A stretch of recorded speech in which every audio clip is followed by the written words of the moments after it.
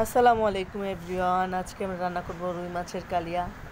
তার জন্য হলুদ, মরিচ, লবণ আমরা দিয়ে মেখে নেব। আপনারা তো অনেকভাবে রুই মাছ খেয়েছেন, এবার এইভাবে ট্রাই করে দেখুন।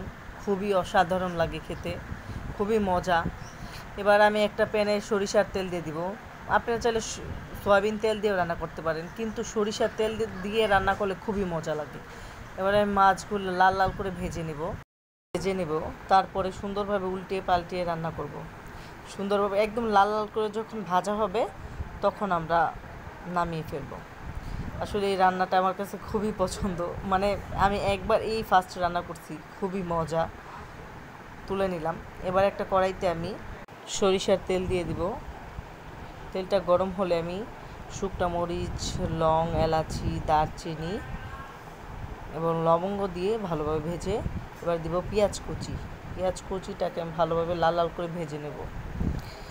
লবণ দিব। লবণটা দিলে কি হয়, তাড়াতাড়ি ভাজা হয় এবং সিদ্ধ হয় পেঁয়াজটা। তারপর লাল লাল করে ভাজার পর আমি দিয়ে দেবো এখানে পেঁয়াজ বাটা। এই রান্নায় কিন্তু পেঁয়াজ বাটাটা মাস্ট দরকার। এবার ফ্রেশ টমেটো ব্লেন্ড করা এটাতে দিব। এবার সুন্দরভাবে ভালোভাবে কষিয়ে নেব। কষানোর পর যখন তেলটা উঠে যাবে তখন হলুদ, মরিচ এবং ধনিয়া, আদা রসুন বাটা দিয়ে ভালোভাবে নেড়ে নেব। কষানোটা যত ভালো হবে রান্নাটাও খুবই মজা লাগবে। তখন কষানোর উপরে আপনার রান্না ডিপেন্ড করে।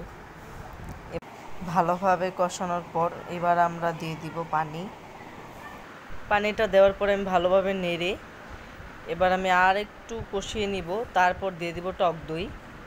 এটা আমার নিজের হাতে বানানো টক দই।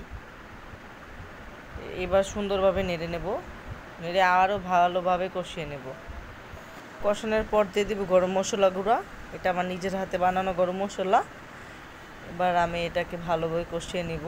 এবার আমি খুব সামান্য চিনি দিয়ে নেব, একটু হালকা টক মিষ্টি ভাব আনার জন্য। আর চিনিটা দিলে খুবই ভালো লাগে। এবার ভালোভাবে কষিয়ে নেওয়ার পর আমি মাছটা ঢেলে দেবো একে একে। এবার মাছ খুলে দিয়ে দেওয়ার পর আমি ভালোভাবে একটু কষিয়ে নেব। এবার দিয়ে দিব কাঁচামরিচ দিয়ে এবার ঢাকনা দিয়ে কিছুক্ষণ অপেক্ষা করব।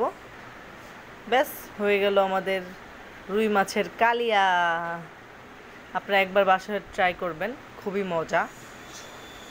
আর ভালো লাগলে ফলো করবেন।